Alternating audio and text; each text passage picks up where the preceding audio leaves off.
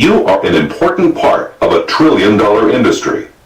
Transportation accounts for 11% of our nation's economy. Here's the first question. Remember, this is not a test. Just make your best guess. See if you can guess how many shipments of hazardous material are made every day in the United States. Click on the box next to your answer and then click on Submit. The correct answer is C. 800,000 shipments of hazardous materials are made every day, and 95% of these shipments are made by truck. The shipment of goods and materials is essential to commerce and the quality of American life. The transportation industry brings food to our tables, heat to our homes, and fuel to our cars. Many materials that are classified as hazardous materials are essential products to industry, but potential deadly weapons in the hands of a terrorist. Some chemical mixtures can cause a powerful explosion if detonated or ignited. For example, the destructive power of ammonium nitrate in the wrong hands was witnessed in the first bombing of the World Trade Center in 1993 and in Oklahoma City in 1995. The task of securing hazardous materials against falling into the wrong hands is daunting. The transportation of gasoline and propane commands a nationwide fleet of 85,000 trucks. Law enforcement agencies alone cannot guarantee the safety of these trucks or the security of our transportation system. They need the help of carriers, shippers, and producers. Move your cursor over these pictures to find other potential targets These are some of the more accessible targets in the transportation system, but there are other vulnerable assets. Let's try another question. What do you think might be a credible scenario for catastrophic activity? From these scenarios, select all that you think could happen.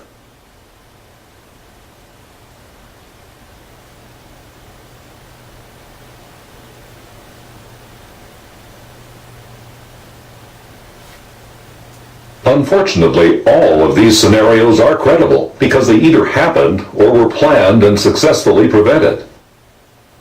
In 1993, a group of religious fundamentalists executed a plan to topple the World Trade Center towers with a powerful explosion. A rented, non-placarded truck loaded with ammonium nitrate, urea, and nitric acid was detonated in the parking garage beneath Tower Number 1. The bombers had underestimated the structural strength of the tower, and the building did not collapse. In 1993, the FBI arrested 4 members of a terrorist cell planning on hijacking a gasoline tank truck and igniting it in the Hudson River Tunnel. The recent accidental truck fire in a tunnel in Europe in July 2001 demonstrated the potential lethality of such an event. In 1999, 2 members of an anti-government militia were arrested in Elk Grove, California, for planning an attack on a storage facility to ignite 24 million gallons of liquid propane. Some experts feel that the resulting blast and fire would have destroyed homes, schools, and businesses within a mile radius of the facility. Since the threat, the propane company has added numerous security devices, including a trench around the facility, double fences, and additional personnel to guard the storage area. The 2 saboteurs were convicted in May of 2002. These are just some of the more widely published acts of violence that illustrate the vulnerability of hazardous materials in our transportation system. These were overt attempts to detonate, ignite, or release hazardous materials in a public place. But there are other possible hostile activities that require vigilance. Consider the contamination of a city's water supply or air by the intentional release of hazardous material. Be aware of the potential threat from the theft or hijacking of a truck loaded with hazardous material, tampering with valves on tank trucks or at tank farms, or the fraudulent shipment to a group or individual intent on destruction. Railroad switching systems, tracks, highways, and bulk transportation equipment may be targets for a saboteur. Sensitive infrastructure, such as bridges, tunnels, and dams, may also be at risk. In addition, a saboteur may target chemical plants, tank farms, and loading facilities. Other attractive targets could be high-density population centers, either permanent like apartment complexes or temporary like sporting events. Structures, too, like major elements of a city's skyline or historic monuments, may also be vulnerable. These are some of the potential targets. Now let's look at potential threats. We'll try to put a face on the potential perpetrator, explore how we can recognize suspicious activity, and discuss when and where cargo is most at risk. Click on the Next button when you are ready to proceed to potential threats.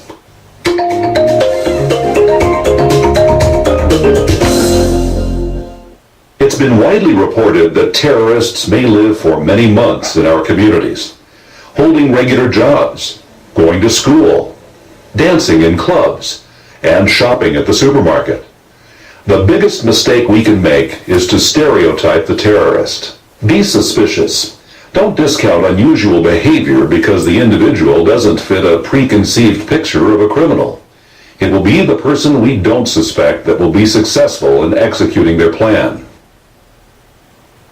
What type of people might pose the most significant threat to transportation security? While the most likely terrorist threats are external, the unsuspected attacker could be a disgruntled employee, angry with his or her supervisor or job or the government. He or she may often feel persecuted and sometimes make overt threats of violence. Any threat should be taken seriously. In January 2001, a 37-year-old truck driver, angry with his personal life, his job, and the governor of California, drove his tractor-trailer rig at over 70 miles an hour through Sacramento, crashing into the state capitol building. The diesel fuel tanks exploded in a huge fireball. The driver was killed in the crash that was only feet from where the state assembly was in session. While external threats are most significant, we learned in the past that terrorists can be patient and may infiltrate legitimate businesses. Often they've worked for months or years in a job to obtain a position of trust they can use to their advantage. Part-time and temporary employees might also have access to hazardous materials and use their position to carry out acts of sabotage or theft. Let's try another question. Look closely. Which of these bills of lading is a forgery? B is the correct answer, but even trained eyes would have a difficult time telling the original from this copy. It is estimated that $12 to $30 billion worth of cargo is stolen every year in the United States alone, often with the use of phony documentation. A perfect copy can be made with the use of scanners and color printers, technology that has become commonplace. A driver's license, certifications, passports, and other types of personal identification can also be forged.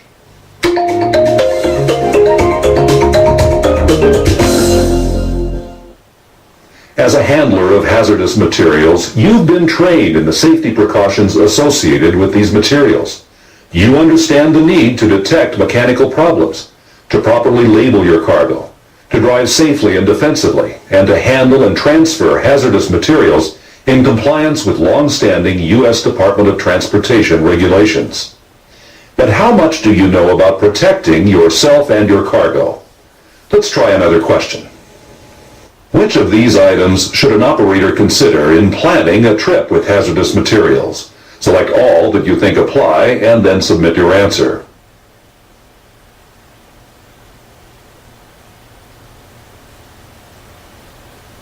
All of these items should be considered when you plan the route of your delivery. Hazmat is most vulnerable when in transit. Take the shortest route whenever possible, avoiding routes that take you through high population areas, and avoid routes through tunnels and across bridges. Select rest stops that are well lit and allow you to have a meal and maintain visual contact with your vehicle. Your route options may be limited. Plan your route carefully. Here are some other security points that should be followed when hauling hazardous materials. En route security is not just the job of the operator. Hazardous material carriers should establish procedures for tracking shipments.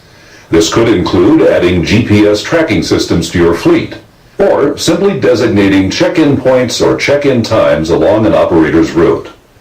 Provide your operators with a 24-hour contact number so they are always in touch. Help operators plan the safest routes to minimize time in transit. Avoid high population areas as well as tunnels and bridges. And be sure your employees are carrying the proper identification and paperwork for the load they carry. In the future, distribution facilities may require more rigorous checks of operator IDs and shipping documents. Report lost or stolen shipments or equipment. When hazardous materials are involved, this may be more than a theft for profit.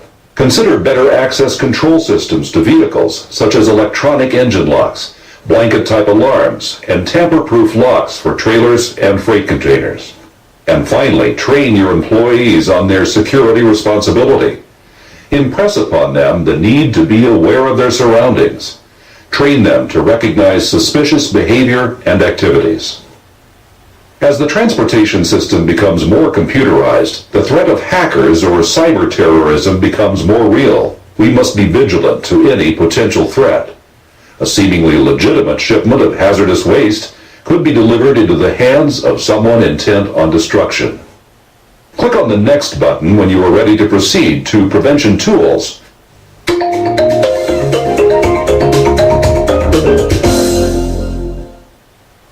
Up to this point in the program, we have looked at the potential security threats and some of the targets they're likely to focus on. Now, let's look at prevention, the things that you can do to thwart attacks. Here's another question. The first step in developing a security program is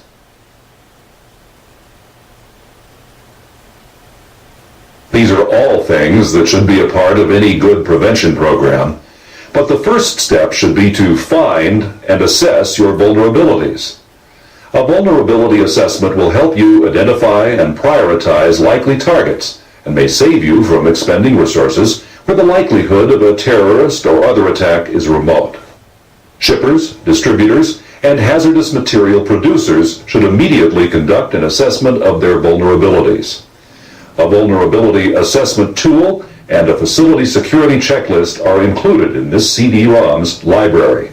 We recommend that these tools be used as guidance to find what areas of your facility or procedures are potential targets for terrorist acts and what can be done to better protect them. As terrorist activities tend to occur in groups, security should be heightened if any new attacks begin. Security measures should also be increased when the United States begins military action in foreign countries, or when government officials declare a heightened state of alert.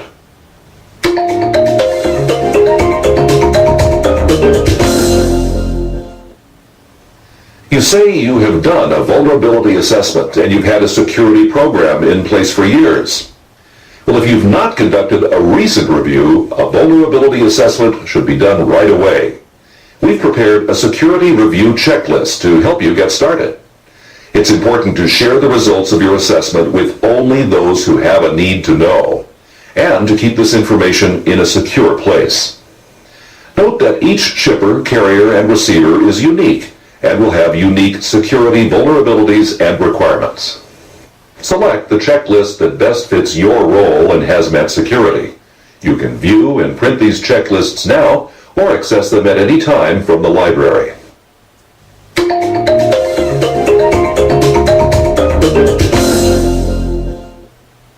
A key component of an effective security program is responsible hiring practices. A careful employee background check and verification of information provided on an employment application is an effective deterrent to the insider threat. Large companies may have internal resources to conduct pre-employment background checks. Smaller companies can use the service of companies that specialize in providing background information, or they may conduct their own research using internet information. Here is your next question. Which of the following should be considered when conducting a background check? Click on all of the answers that you think are correct.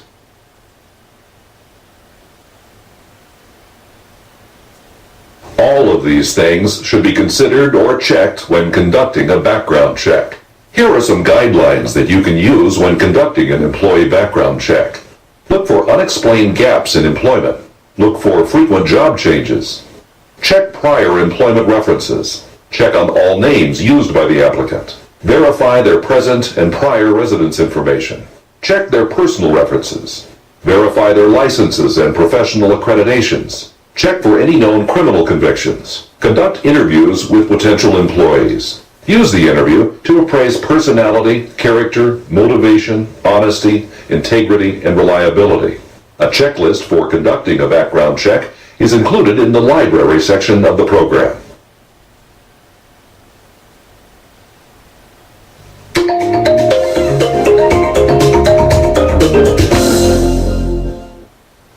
The protection of hazardous materials is more than an issue of security while in transport. Shipping yards, modal transfer points, warehouses, and receiving facilities must be part of the effort to stop unauthorized access to potentially lethal materials. A facility security program should be designed to prevent theft, vandalism, and sabotage. Here's your next question. See if you remember the answer from the beginning of this module. In the United States alone, the annual theft of cargo is estimated to be Annual domestic losses from theft of cargo is estimated to be between $12 to $30 billion. The correct answer is C. If you have a facility security plan, now is the time to review it. If you don't have a plan, you should immediately conduct a facility security evaluation. A facility security checklist for a suggested evaluation is included in the library of this CD-ROM. This evaluation should cover the following factors: nature of the area surrounding the facility, nature and quantity of hazardous materials present at the facility, physical barriers to entry, means of detecting intrusion attempts, history of unauthorized entries, and regulatory requirements. In addition to conducting an assessment and review of your security plan, shippers, distributors, and producers can use these recommended industry guidelines to help ensure the security of hazardous material at their facilities. A secure transportation system is vital for our nation. It ensures our economic growth, protects our citizens, and calms the fear that we might be vulnerable to violent criminal acts. Through a better understanding of potential targets, threats, and prevention measures that can be taken, we can greatly reduce the risk of a catastrophic event. Be educated, be aware, be secure.